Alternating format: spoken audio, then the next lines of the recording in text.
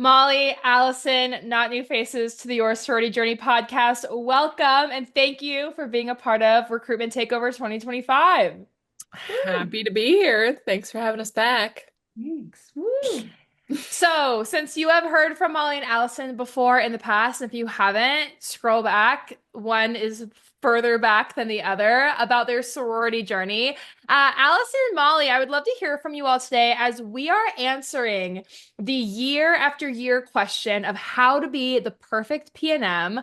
What's a memorable experience for you when you were a potential new member going through recruitment? And what has been a really like landmark moment in your supporting of PNMs in your professional capacity?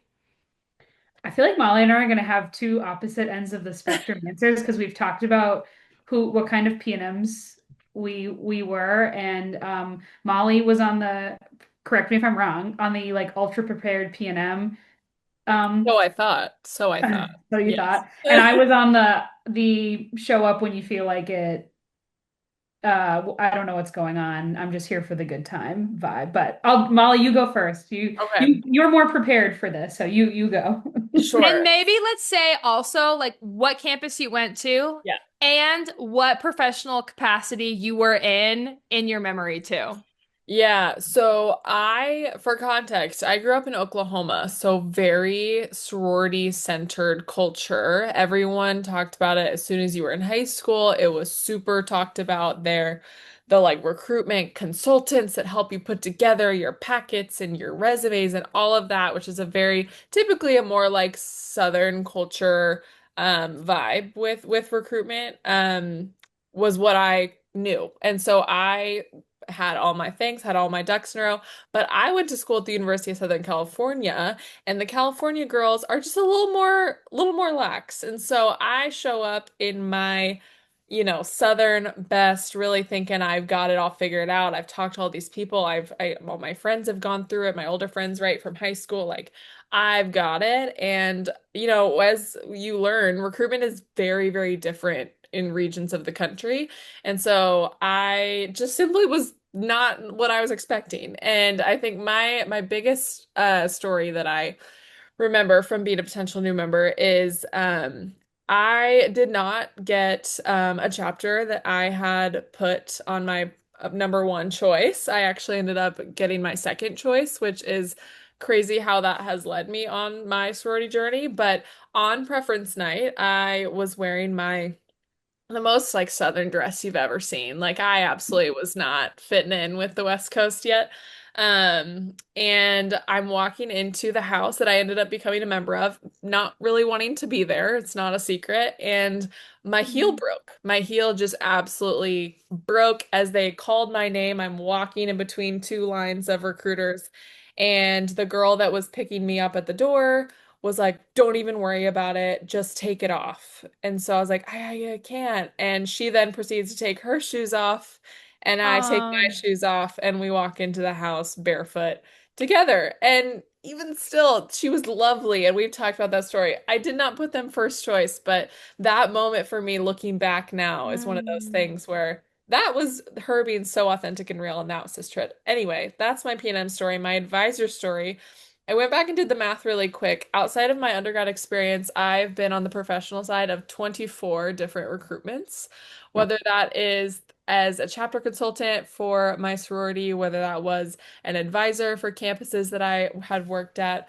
And I don't know if I can pinpoint one exactly, but every single bid day, even if I was there for 3 days as a consultant, even if I was there, I worked there for years and years. I am an absolute mess. I'm such a crier. I cry every time they open their bid cards. Of course, I'm always looking for the people that I need to like help wrangle, but I just think bid day is like such a great culmination of so much mhm. hard work that the community has put in on every level. And as an advisor or, a consultant, it's just so rewarding to see that. So I don't know if I have one in particular, but just bid days, Yeah.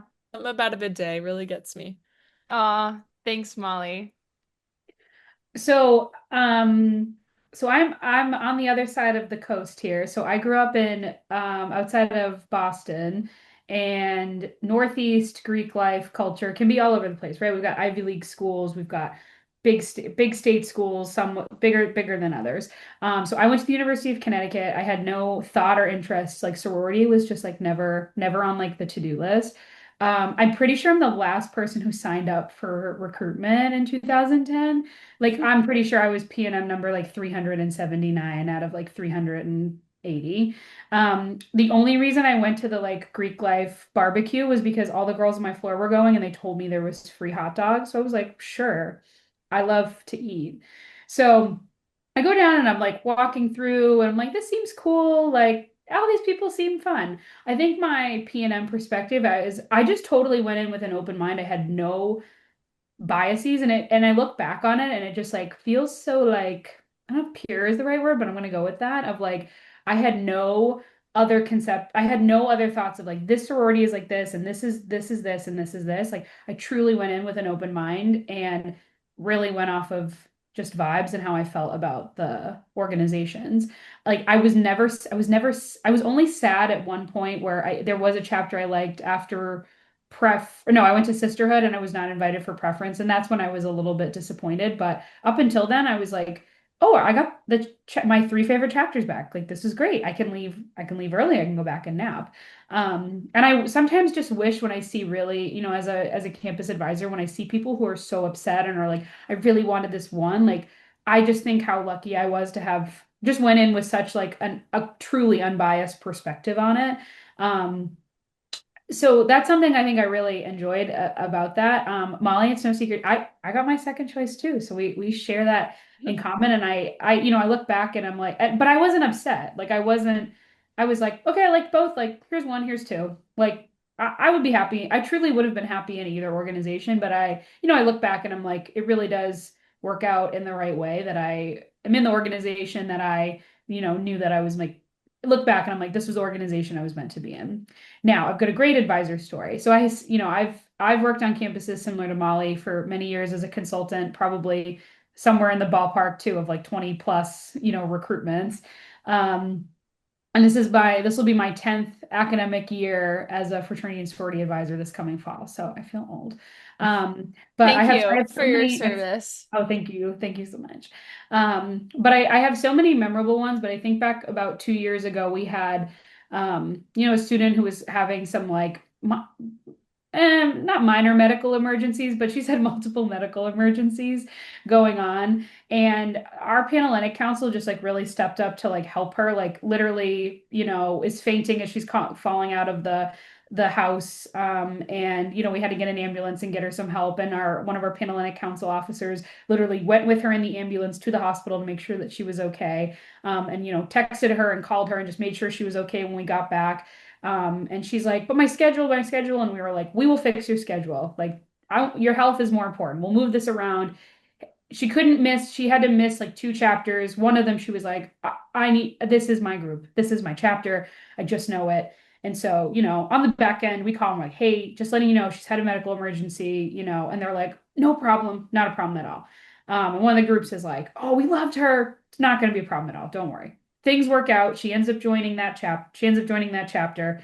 We're like, oh, thank God, this is great. Has another medical emergency, but it's okay. She becomes a good friend of the Panhellenic Council. We're like personal, we see her at events and stuff, we say hi to her. So Yeah. a few months ago, we do council elections in the spring. We're in the spring here, and our vice president of recruitment position ended up being vacant. And we had a runoff election a couple days later between one student and my friend, my medical emergency friend. And she talks about this experience in her speech about how she just felt so cared for by complete strangers that were just willing to help her and jump in, and that she wants to be that person for someone else. So she did not win the vice president position, but the board was totally impressed with her. And so she is going to be our new recruitment chair. I'm going to send her this episode. I hope she hears it. So she's going to be our new recruitment chair this coming year. And I think that that's what like I know the theme is like the perfect PNM is like it's okay to need help sometimes, and it's okay to just like you should trust the people around you that we're there to help you and that we're gonna make sure that things are okay. Like we're here to help you. Like you have all these immense resources around you. Ah, as you guys are talking, I'm just so thankful we brought these people onto this episode to share your life experiences, both in personal stories, both of your experience and things you've lived through, to have this conversation to ideally or potentially women who might have a lot of questions about what it's going to look like. And while I hope for every listener that your heels don't break and you do not end up in an ambulance, right? Like that, these are extremes, right? That is not the average potentially member experience. The my hope in hearing that, in you hearing that, is that even if that happens, you can still trust the process. And I think those words are like so triggering, right? Of like I don't know how to trust this process that I feel like I don't know very much about because everything that I've been told, everything I've seen on social media, everything that has been inherited to me by friends or parents that have gone through this before me is that I have to control every possible variable. I have to script what I'm going to say. I have to have a clear sense of like who I am and how I should portray myself both on social media and in conversations. I have to completely buy a new wardrobe. I got to fit in wherever I'm going. And so I'm curious for you both to share like when you hear trust the process, what does that mean to you, especially having seen the process work? I am also someone who didn't end up where I thought I was going to and had to find my own sense of autonomy through the recruitment process in a different way than getting to like circle which chapter I wanted to be a part of, like really trusting the process and like being in company of women who also have had such a full sorority journey in and out of college, seeing the way it works out. What do those words mean for you? What encouragement would you give to a potential member when they hear trust the process? Yeah, it's so hard because I feel like as an advisor, all I want to do is, be like, "No, listen, like actually, I promise. Like I know you don't know me and like you don't really trust what I'm saying or what your recruitment counselor is telling you, but it really does work out." And I think, a lot of times the Panhellenic women that I would work with as an advisor would, get to know me a little better and tell them my story and how it led to pretty much every other aspect of my life now. Like that's so cool. You have to share that with PNMs. And that's not always like the most relatable thing while they're going through recruitment. But it's hard to see when I hear trust process, it's hard to see beyond the process of recruitment itself. When in reality, when I think of trust the process, I think of the entire sorority journey that you'll go on, not just this weekend or week or couple weeks or whatever it is where you are going through recruitment. But it really is the process will work out, even if you don't end up where you think you are going to be on bid day or leading up to bid day. There is so much more potential if you just invest a little bit in that group, in yourself. So I think it's so hard because you're right, it is triggering for a lot of people and they think that they don't have any autonomy, they think that they don't have any power or control over what's happening to them in recruitment, but you have to also look beyond recruitment, which can be really hard when you are hot and haven't slept and have no voice and all the things. It's hard to even see your next round, right? But to be able to see the process as a whole and not just recruitment is what I think of. I agree, and I think it's hard to trust the process when you don't know anything about the process, or if there are people just telling, like, if that is the only thing you're getting advice is like just trust the process, just trust the process. I think that can make it really hard to be like, what am I trusting? Or I think for a lot of our listeners out there and PNMs out there, um, this is going to be the first time you're making maybe like your own big adult decision, like college might have been that, or maybe, for other reasons you were swayed in one direction. This might be the first time that you're really making a pretty big adult decision for yourself. And that can be really hard to make if you're not feeling comfortable and confident about that decision. So I think you've got to look at trust the process of like, to trust the process, you've got to build really good relationships with your support systems so that you feel good about trusting the process. So if you don't have a good relationship with your recruitment counselor, then it's going to be hard for you to if she's giving you advice for you maybe to listen to what she's saying. So I think from the start, like your recruitment counselor is there because she wants to help you.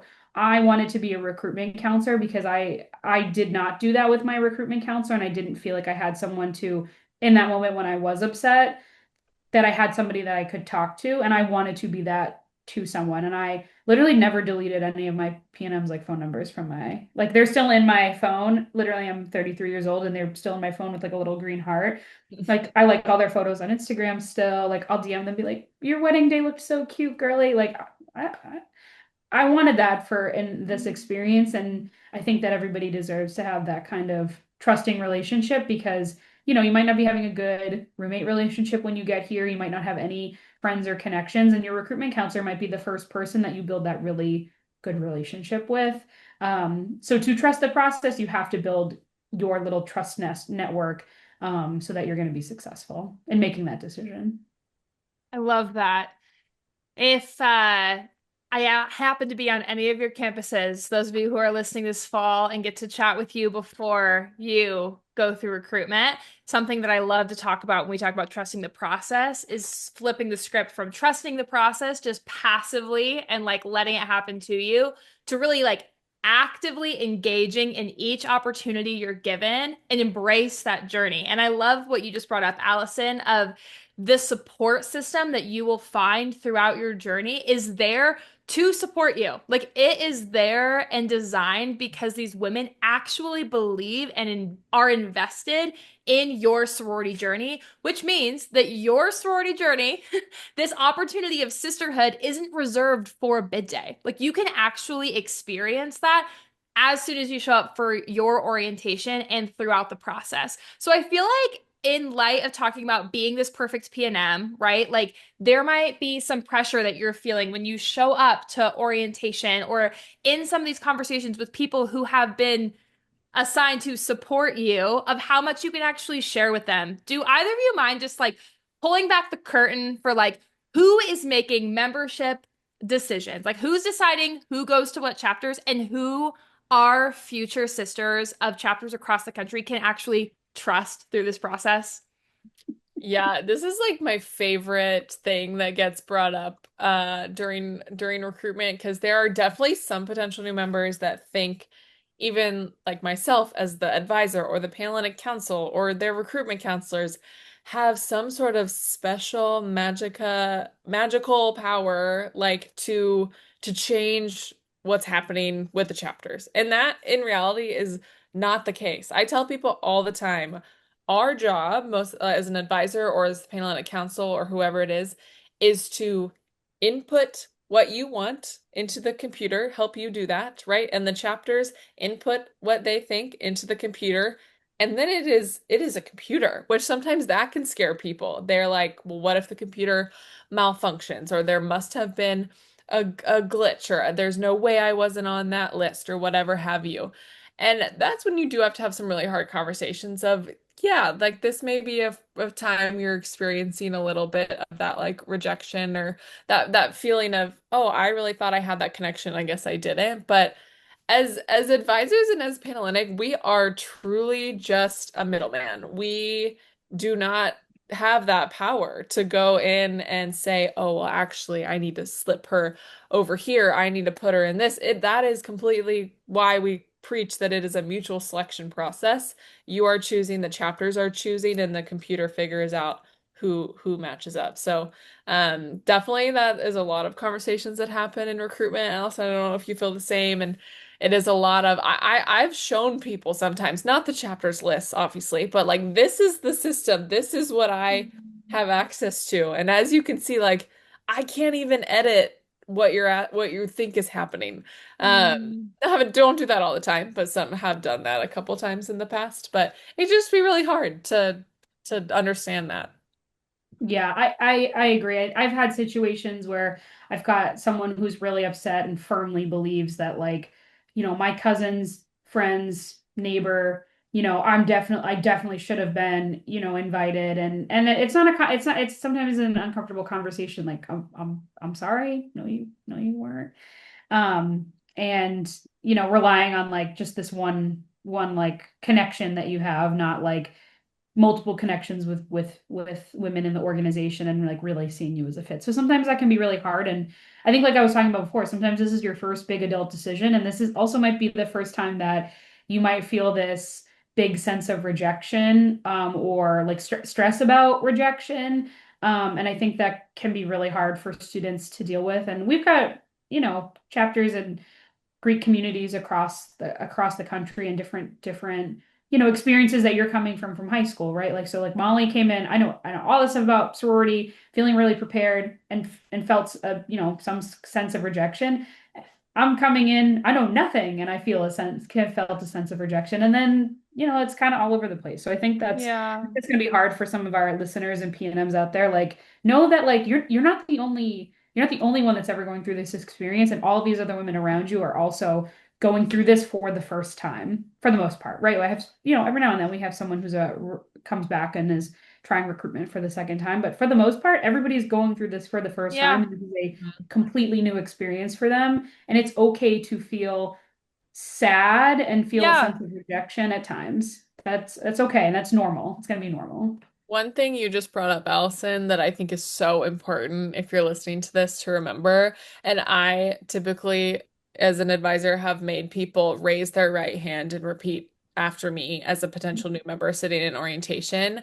I don't care who it is. If it is your sister, your cousin, your best friend, your whatever have you, no one person, even if they're the president, even if Yeah. they're the vice president of recruitment, no one person can guarantee your membership in any organization. It is Mhm. a chapter decision. People are put in places of authority to help the chapter facilitate these decisions, and one person does not have the power to get you an invitation back. I think that is like so important for people to remember because that is where so much heartbreak can happen Yeah. in those individual relationships that they have that they thought they had an in with or whatever.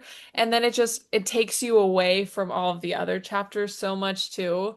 So please, if you're listening to this, I don't care if it's your twin sister, they cannot guarantee your Yeah. membership.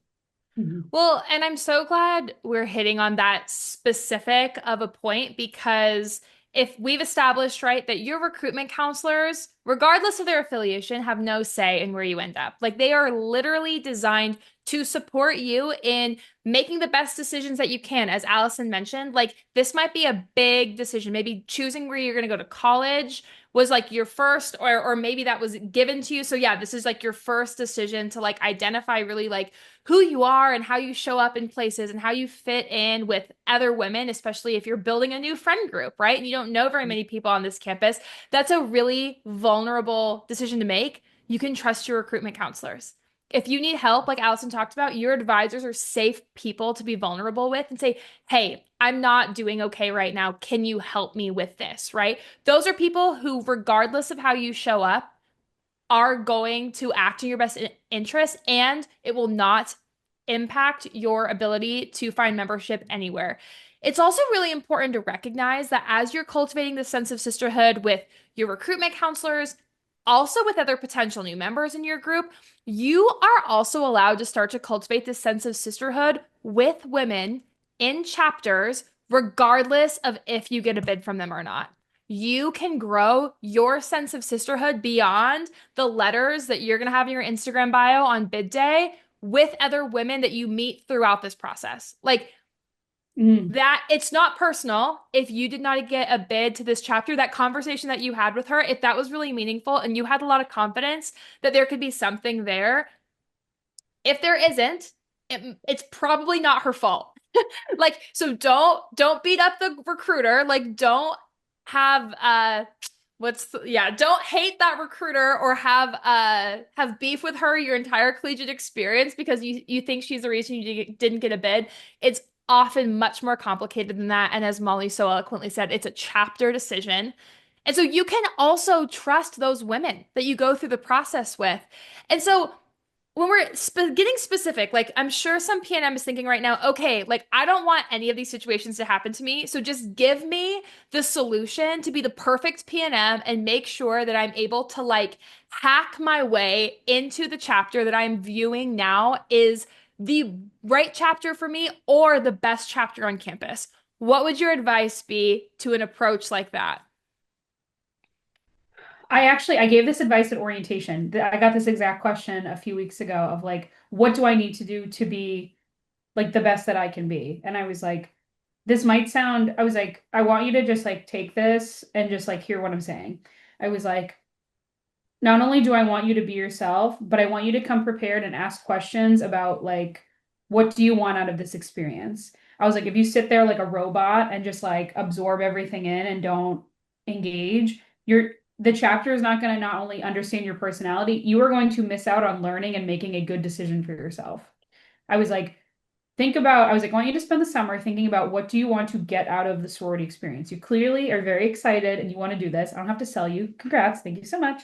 But now you need to figure out what are the 2 to 3 things that are most important to you that you're going to get out of this experience. And I want you to ask every single chapter the same question. They're going to Hmm. come prepared to be like, here's our house. This is our philanthropy. Here's our sisterhood video. Here's our nice whatever. Here's the house dog. Whatever. Great. They're coming with the script. You need to be ready with the questions that you have because if you're just going to sit and be like, the dog is so nice, like, okay, like, are the people nice? Like, do you like the women here? Do you like what they have to offer? And that will help you actually find it. And I was like, just be who you are. Like, if you try to be someone else, and right, again, it's like, it's so corny. But like if you're trying to be someone else, you're not gonna like feel the connection that you want to feel. To all my girlies out there that on preference they come and they don't. We have like levels. Like you talk to your recruitment counselor, and then if your recruitment counselor can't get through to you, you go to a panelized council member, and if she can't get through to you, you come to the final boss, which is me. And my question for the women who cannot decide, and I was like, all right, I want you to think about this. I was like, imagine you've moved into the chapter house. Everything is so exciting. You got your roommate, your member class. We've all moved in. 2 weeks into the semester, there's a mold infestation at the house, and you have to move into the Holiday Inn Express up the road, and it's 4 to a room. I was like, I want you to think about of the people the beautiful house that you were sold with the beautiful dog and the whatever on the shelves. That's gone. The mold is overtaking the house. So you're living in the Holiday Inn Express with the standard furniture. I was like, who are the people that you could see yourself like absolutely giggling all night with about that experience and just like looking back and laughing at it and actually just having a good time with it. And then usually they're like, okay, I think I know now. Like that is usually me final boss gets them to that direction. But I was like, I want you to think about it in that context. It's not about if you're making decision like I love the sweatsuit that they ordered. That's gonna end up in a landfill in 4 years. I hate to break it to you. Um, like who are the people that you will willingly drive in, summer traffic to go see? And you got to ask those questions. If you sit there and just like observe, you're not going to get the right answers that will serve you. I love all of that. I would love to go to the Holiday Inn Express with my sorority sisters. That sounds awesome. Um, I think my biggest thing is groupthink. Groupthink is so real during recruitment, and whether that looks like things online, whether it's an Yeah. anonymous platform situation, whether it's a GreekRank.com, what there are so many Yik things. yeah. Yeah, yeah, yes, all the Yeah. things. There are so many things out there that are going to try to tell you how to think. And as an advisor, that is where I have seen the biggest downfall in people's recruitment experience as they walk out of day one like, oh, I really loved, XYZ chapter.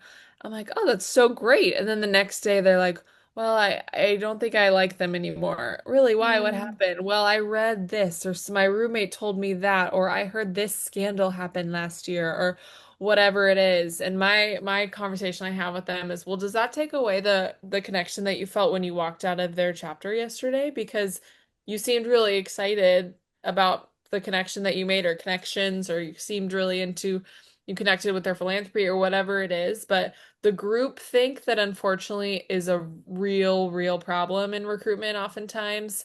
If you can be the perfect PNM by hearing that and thinking, okay, but what do I think? And that's really hard when you're like going through this process in these groups and you're constantly around these people that are saying things, you're hearing, Yeah. you're trying to make friends with your roommates, your suite mates, whatever it is, and they're saying something, you're like, well, I really like my roommate, and my roommate has this opinion. Does that mean my opinion is wrong? No, it doesn't.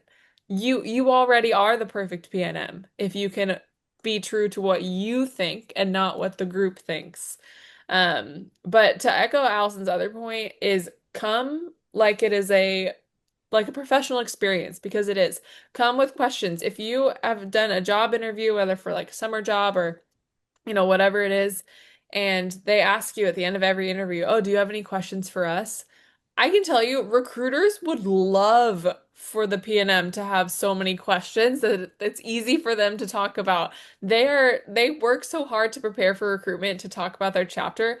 But if you as a PNM are not asking any questions about their chapter and you're talking about the house dog or you're talking about what you did over the summer for 45 minutes, it's not going to lead to a meaningful connection. And as a recruiter, I like anyone would be so happy to just answer your questions about the chapter because that's what they're trained to do. And they're probably tired and they will leave that conversation being like, "Oh, I feel like I really did a good job selling our chapter or giving her the answers to her questions that she wanted." And I really Mhm. liked her because she was like actually interested in what the chapter had to offer. So that's my Mhm. thoughts.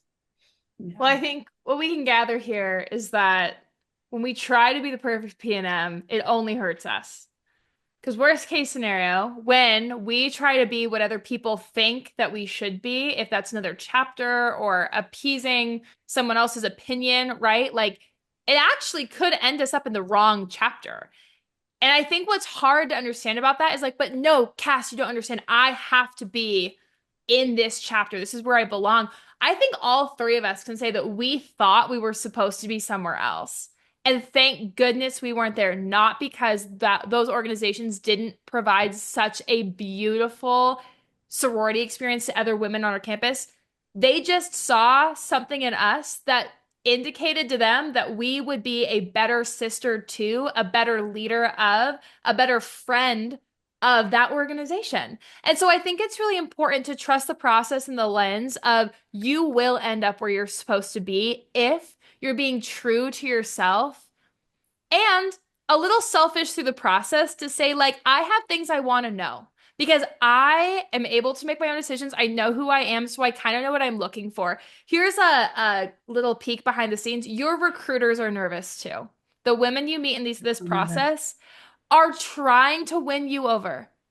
They are. So you can take a deep breath when you walk into some of these rooms, even if it's a chapter that you think you're supposed to be in, and know that when you ask intentional questions that reveal the priorities, the values, the character of the members of that chapter, that only tells them more about you, that also can inform you a lot about who they are. And as a result, help them understand what your priorities are of being a member of their chapter.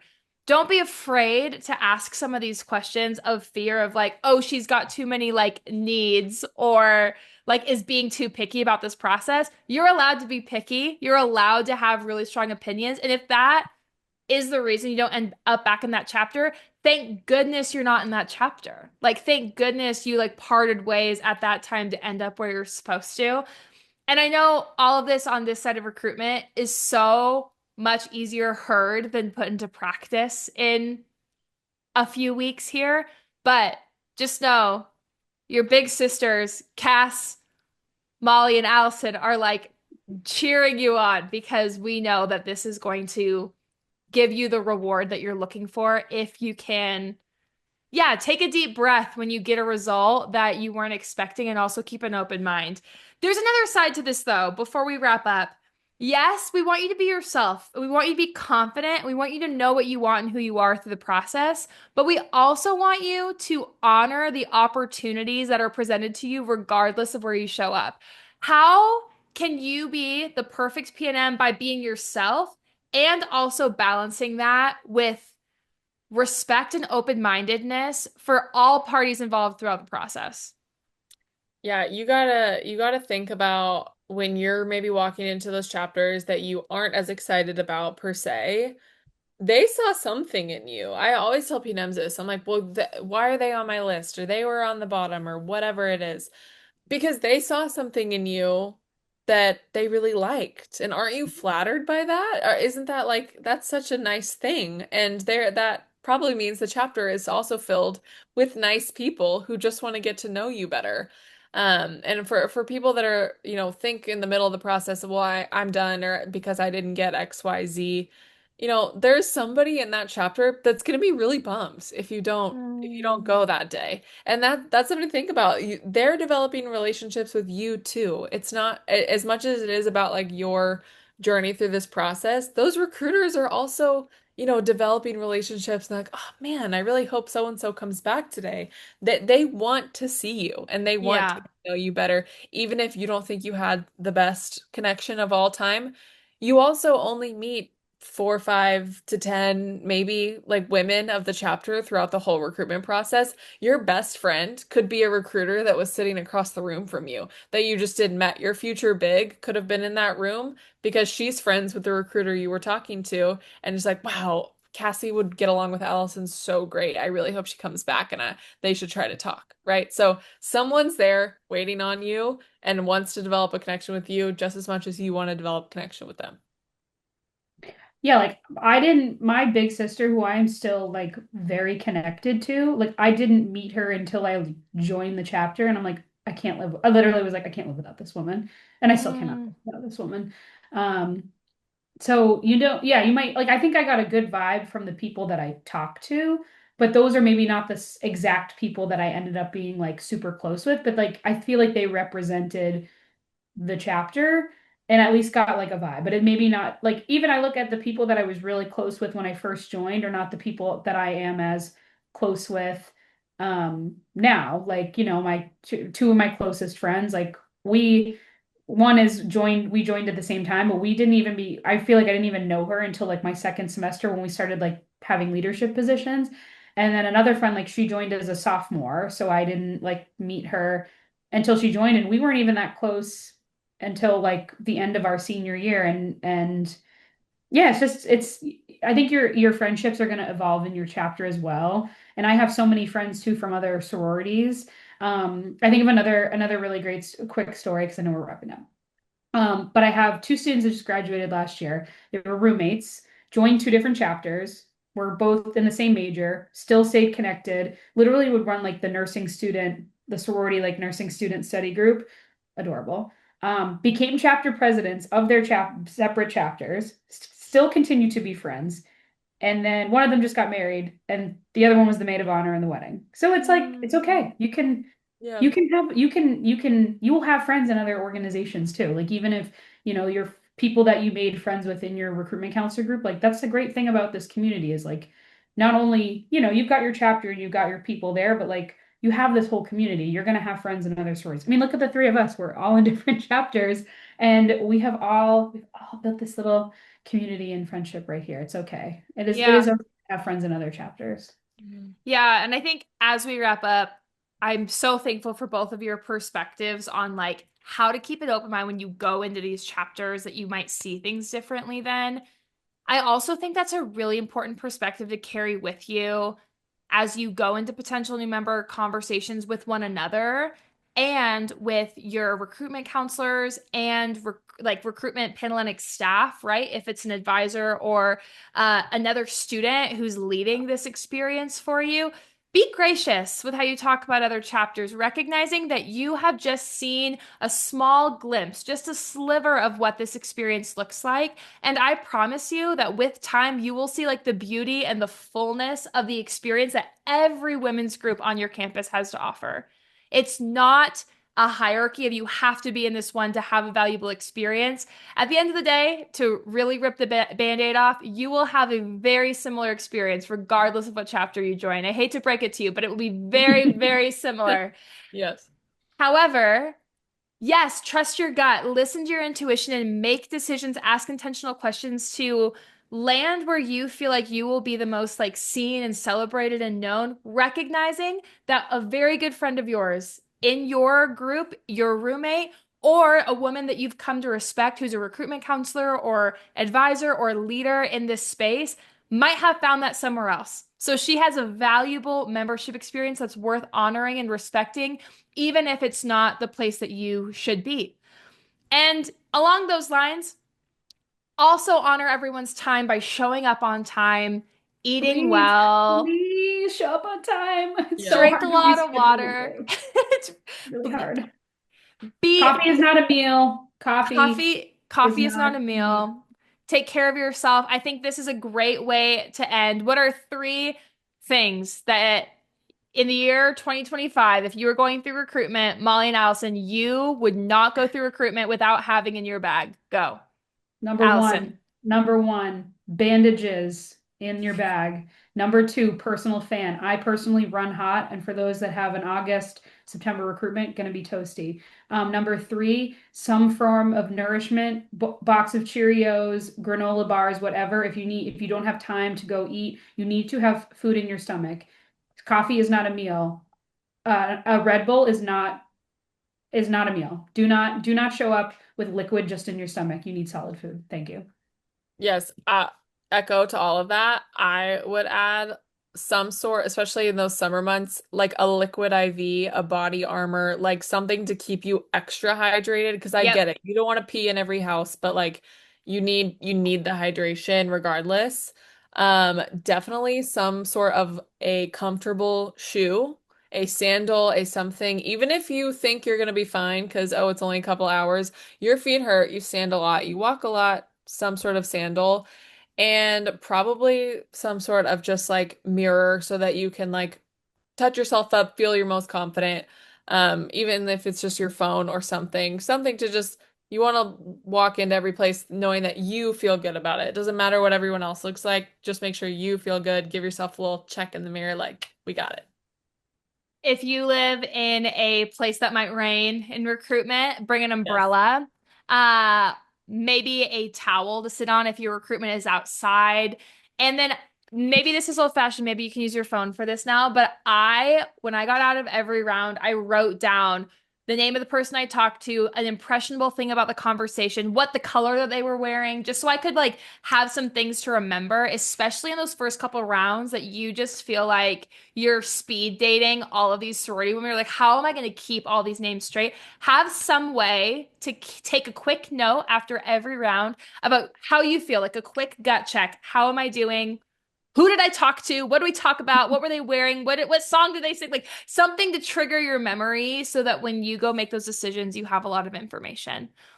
You all, I love you. You guys are great friends and great influences in our sorority space. Thank you for all you do, and thanks for inspiring the next generation of sorority women. Thanks for having us. Good luck, everyone.